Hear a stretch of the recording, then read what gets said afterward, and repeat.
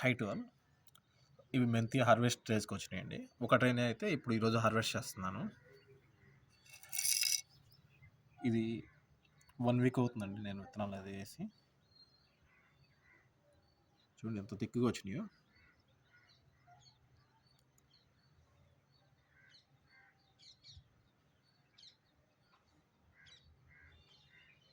దీన్ని కంప్లీట్గా నేను పంచగవ్య యాడ్ చేశాను. పంచగవ్య అంటే ఆవుకు సంబంధించిన ఆవు పాలు, ఆవు పెరుగు, ఆవు పేడ, ఆవు మూత్రము, దాంతోపాటు గుమ్మడికాయ రసం,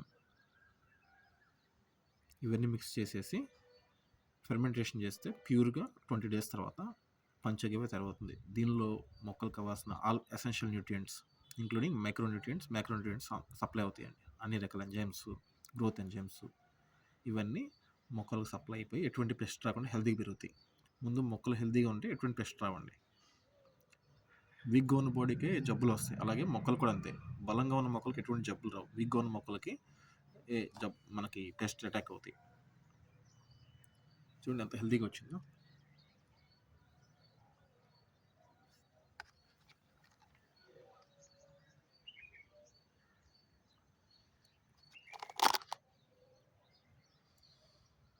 దీనికి మనం పంచగవ్య వాడినప్పుడు ఎటువంటి డిఏపి, యూరియా అవసరం లేదు, ఎటువంటి పెస్టిసైడ్స్ కూడా అవసరం లేదు.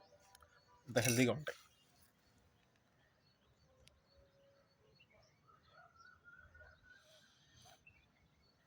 సో హార్వెస్ట్ చేసే ముందు ఇవి సీడ్స్ వేస్తానండి. ఇది జస్ట్ మన మార్కెట్లో దొరుకుతాయి. మనం మెంతులు రెగ్యులర్గా తీసుకునే మెంతులు కూడా మనకి తక్కువ కాస్ట్లో అయిపోతాయి. అదే మన సీడ్స్ అయితే ఎక్కువ కాస్ట్ ఉంటాయి, మనకి సరిపోతాయి మార్కెట్లో దొరికేది.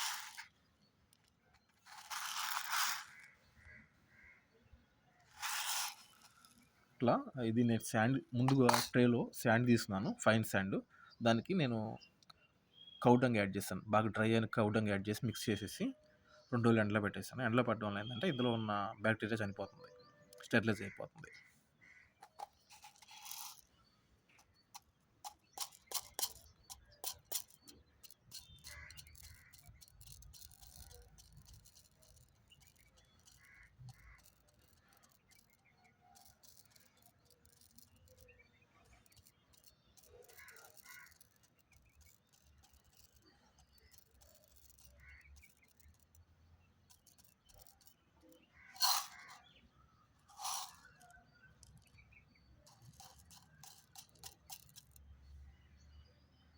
ఇట్లా నేను లైన్స్ తీస్తున్నాను. లైన్స్ తీసుకోవడం వల్ల ఏంటంటే ఈవెన్గా వస్తాయి సీడ్స్. గ్రోత్ కూడా చాలా బాగుంటుంది. అదే మొత్తం కంబైన్డ్గా వేసేస్తే అంత గ్రోత్ అంతగా ఉండదు.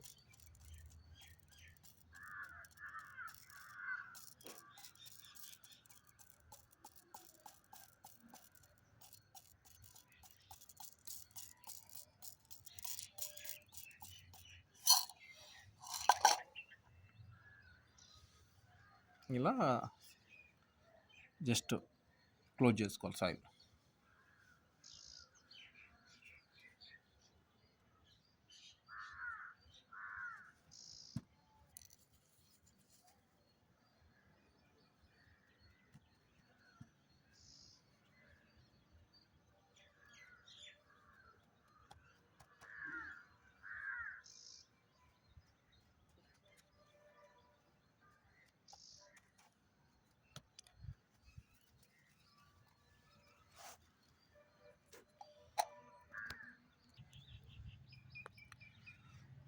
ఇట్లా హార్వెస్ట్ చేశారండి ఆ ట్రే హార్వెస్ట్ చేసిన తర్వాత ఇట్లా వచ్చింది.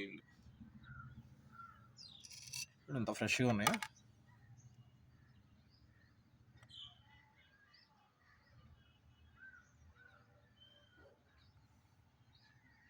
రూట్స్ కట్ చేసేసి ఇట్లా సపరేట్ చేశాను. చాలా బాగా వచ్చినాయి.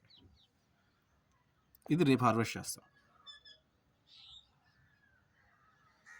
ఇట్లా మన దగ్గర కనీసం ఒక 7 to 10 ట్రేస్ ఉంటే రోజుకి ఒక ట్రే హార్వెస్ట్ చేసుకోవచ్చు. ఫ్యామిలీ మొత్తం సరిపోతుంది. మనకు కాస్ట్ కూడా పెద్ద కాదండి. ఇది జస్ట్ 10 రూపీస్లో కాస్ట్లో సీడ్స్ వచ్చేస్తాయి. ఒక ట్రేకి 10 రూపీస్ పడుతుంది అంతే మ్యాక్సిమం.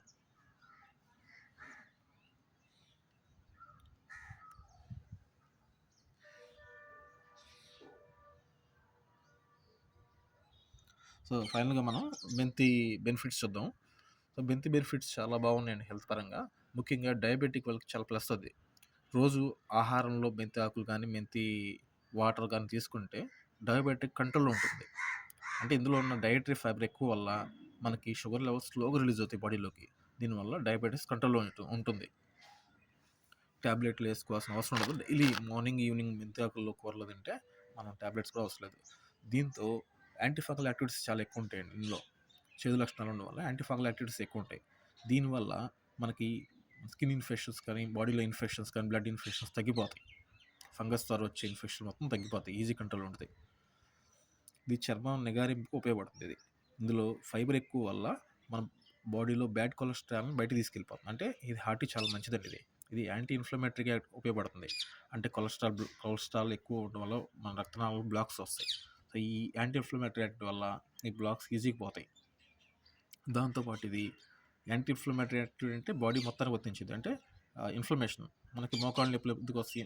మోకాళ్ళలో గుజ్జు తగ్గిపోవడం వల్ల, ఇన్ఫ్లమేషన్ రావడం వల్ల వస్తాయి.